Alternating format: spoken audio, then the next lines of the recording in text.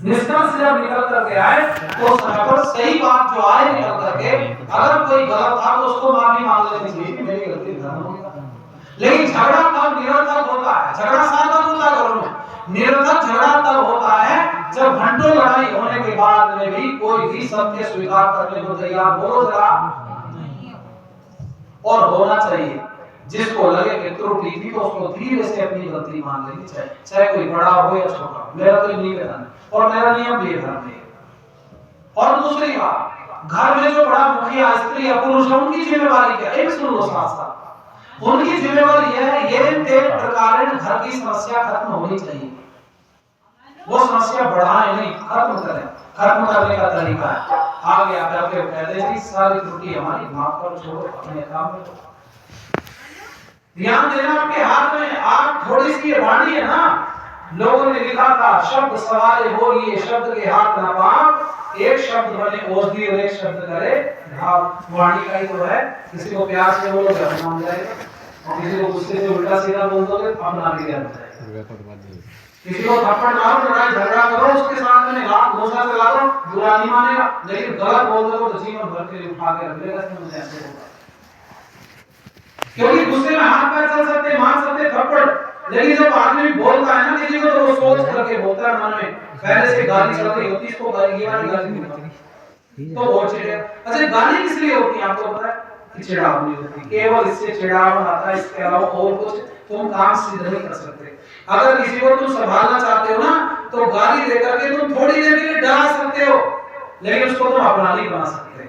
ये नियम बना लो जीवन में। अगर तुम अपना बनाना चाहते हो तो प्यार से दो शब्द उसको बोल दो।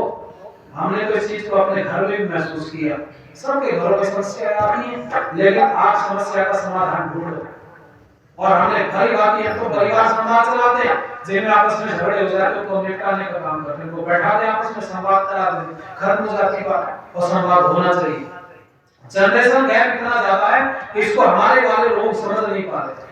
मेरे जैसे बच्चे, मेरे जैसे नौजवान आने वाली पीढ़ी को नहीं समझ पा रहे, और मेरी वाली पीढ़ी की बात हमारे बुजुर्ग नहीं समझ पा रहे, और उनके बुजुर्ग उनको नहीं समझ पा रहे। क्योंकि अब अगर मेरा कोई बुजुर्ग मान लो 60 साल का मेरे घर में कोई बैठा है तो वो 60 साल की दुनिया चलाना चाहता है, और वो नया वाला जो नौजवान है वो 30 साल का है। अब 30 साल और 60 साल में तो 30 साल का अंतर है। ये जो जनरेशन गैप है वो क्या चाहता है, क्या खान पीन है, क्या बोलचाल, उसका लिविंग सिस्टम क्या है, वो कैसे रहना चाहता है, इस पर भी थोड़ा सा गौर देने की आवश्यकता है। हम परिवार में सब डिक्टेटरशिप अपनी ना चलाएं, बच्चों पर या अपने से बड़ों पर, दोनों के लिए बोल रहा हूं। ना तो बड़ों को अपने हिसाब से चलाना चाहो, ना अपने बच्चों को। बीच के बन करके वैसे रहो, जैसी स्थिति है, जैसी परिस्थिति, उसके साथ अपनी अवस्था रखो। और मैं आपसे कह रहा था, ये मेरे सूत्र तुम्हारे काम आएगा सबके।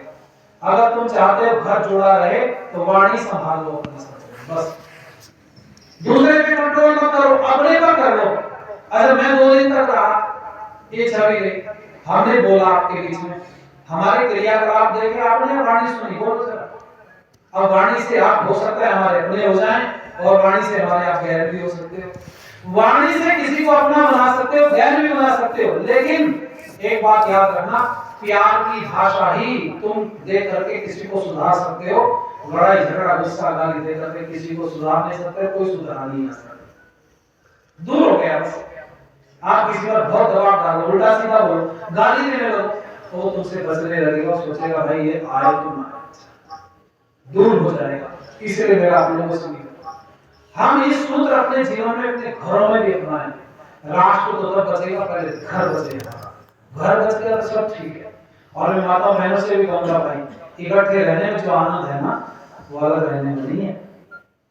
कहीं अपने अपने अलग अलग रहने में ज्यादा उनको लगता है। तो उनको बताऊं मैं आपको, जब इकट्ठी रहती हो ना तो मौसी की लड़की के विवाह में भी चली जाती हो, मामा की लड़की के विवाह में, पता नहीं कहां के रिश्तेदारी में, कोई नहीं छोड़ती, बैठेगी गाड़ी में पहुंच जाएंगे। लेकिन जब तुम अलग हो जाते हो, अकेले रहने लगते हो, तब घर किसके भरोसे छोड़ के जाओ?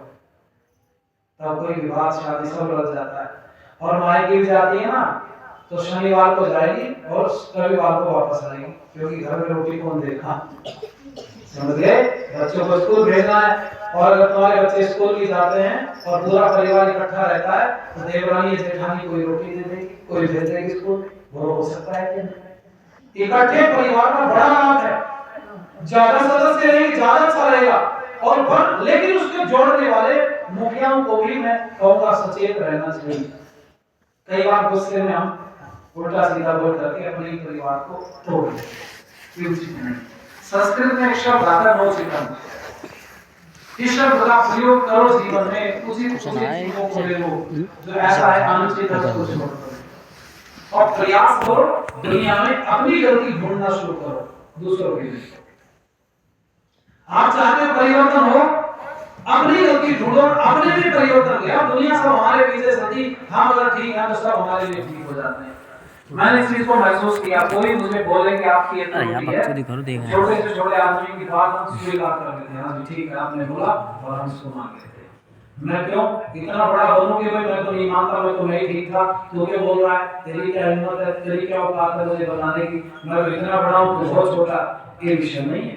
अगर तुम्हें बड़ा बनना है ना तो बड़ा बनने के लिए चीजों को इकट्ठा करना पड़ेगा, सही बात को स्वीकार करना पड़ेगा। और जो हट्टी होते हैं स्वीकार नहीं करते वो दुनिया में छोटों की गिनती में आते, बड़ों की नहीं आते।